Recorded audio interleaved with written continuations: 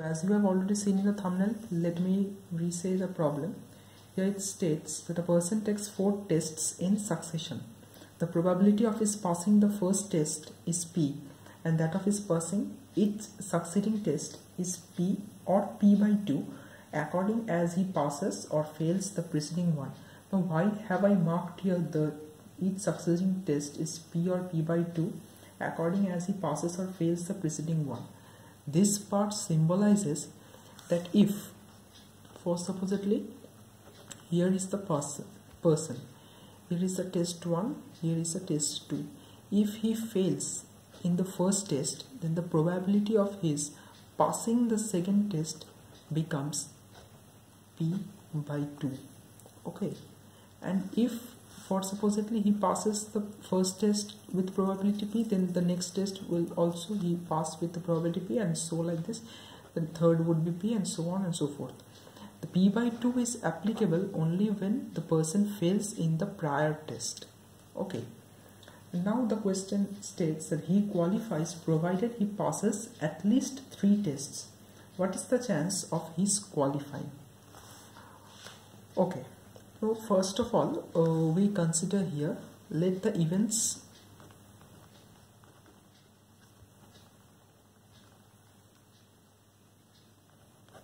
of his passing the tests be T1, T2, T3 and T4. So if these are the events of passing, then for failing we can consider these events complements. Therefore the failing the tests would be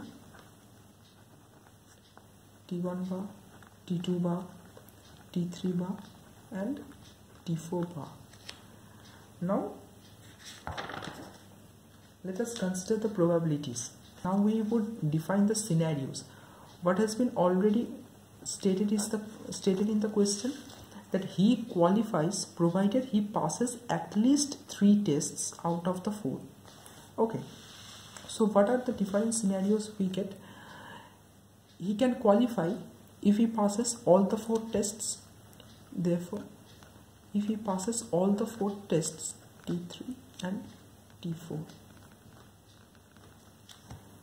Okay, this is the first scenario, that he passes all the tests and hence he shall qualify. The next scenario can be he fails in the first test. Failing is denoted by T1 bar, and then passes in the rest over T2, T3, T4. Okay, this is scenario 2. What is the scenario 3? That he passes in the first test but fails in the second, and again passes in the third and fourth.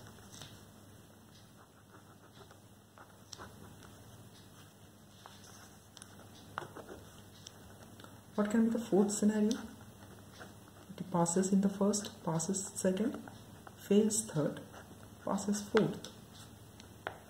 And the last scenario, that he passes first, passes second, passes third, but fails in the fourth. So these are the scenarios in which he can qualify the exam. Now therefore, what is our required probability? The required probability here becomes the probability that he passes in the first scenario, T1, T2, T3, T4, plus he passes by the second scenario, he qualifies for the exam rather by the second scenario,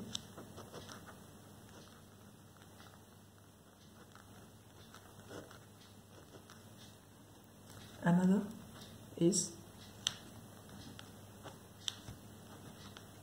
he passes by the third scenario.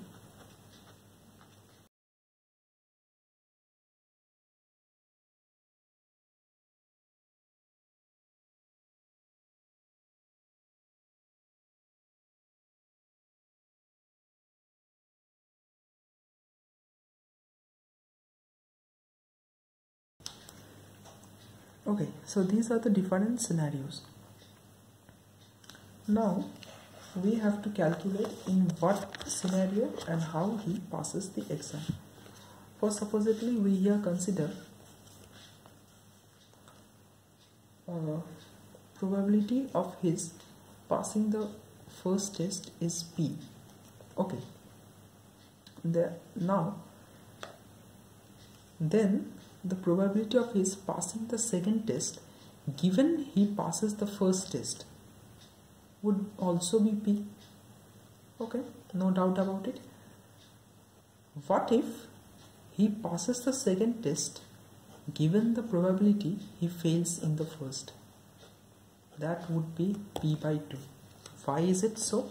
Because we have already mentioned that he passes by P or P by 2 according as he passes or fails the preceding exam. So if he passes the preceding exam, then the probability of his passing in the next exam is P, and if he fails in the preceding exam, then the probability, or rather say chances, of his passing the second test is P by 2.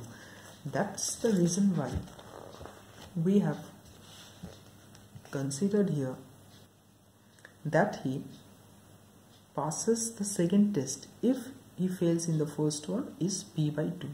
Similarly, this would also be same for the fact that he passes the third test given he fails in the second test.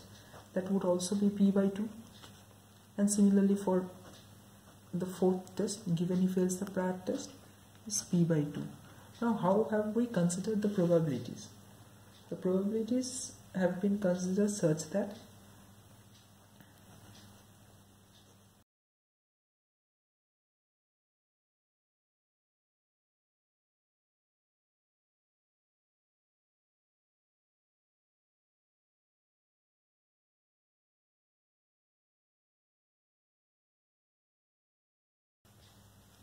okay. Now let us consider the first scenario. What are his chances that he passes all the 4 exams? His chances of passing the first exam, say PT1, is what we have considered here, is P. So he passes the first exam with probability P. Then he also passes the second exam, whose probability is also P. So P. For third exam it's the same, P, and for fourth exam is also the same. Now comes the next scenario, that he fails the first exam. If the chances of his passing the first exam is P, then what would be the chances of his failing the first exam? It would obviously be 1 minus P. And in this case, he has failed the next exam. Okay. In this case, he has failed the next exam, T1. So in this case, it would be 1 minus P, that he has failed the next exam, the first exam. Then the chances of his passing, if in this case he has failed the earlier exam and now he passes in the second exam, then what would be its probability? Its probability would be P by 2, because as per the question that the chances of his passing if he has failed the preceding exam is P by 2. So here P2 would be P by 2. Now he has passed the second exam, so the chances of his passing the next exam is P, because he has already passed the second exam. So the next exam chances are always P. Since he has passed the third exam, the chances of passing the fourth exam is also P. When comes the P by 2? P by 2 comes if the person fails in the prior exam, then the chances of his passing the next exam is P by 2. Okay. Then comes the next exam, P of T1, which means he has passed the first exam. T2 bar, that he has failed the second exam, which means 1 minus P. Then he passes the third exam, but the prior exam he has failed, so the chances of passing the next exam is P by 2. And if he passes T3, then the chances of passing the next would be P. Similar is in this case, T1, P, for passing the next is P. T3 he has miserably failed, 1 minus P, and next comes P by 2 plus He has passed the first, passed the second, passed the third, and failed in the fourth. Okay. Now, so the chances of his passing the first, here comes 4 p's, so this would be p to the power 4. Now look at this 3. These 3 are all same. See, p cube by 2 into 1 minus p. This is also p cube by 2 into 1 minus 3. p cube by 2, 1 minus 3. So this comes 3 times. So if we keep this in bracket, say second bracket, this we can write as 3 into p cube by 2 into 1 minus p plus, what is the next? P cube into 1 minus p. Now by solving it, we get p cube is 3 by 2 p cube minus 3 by 2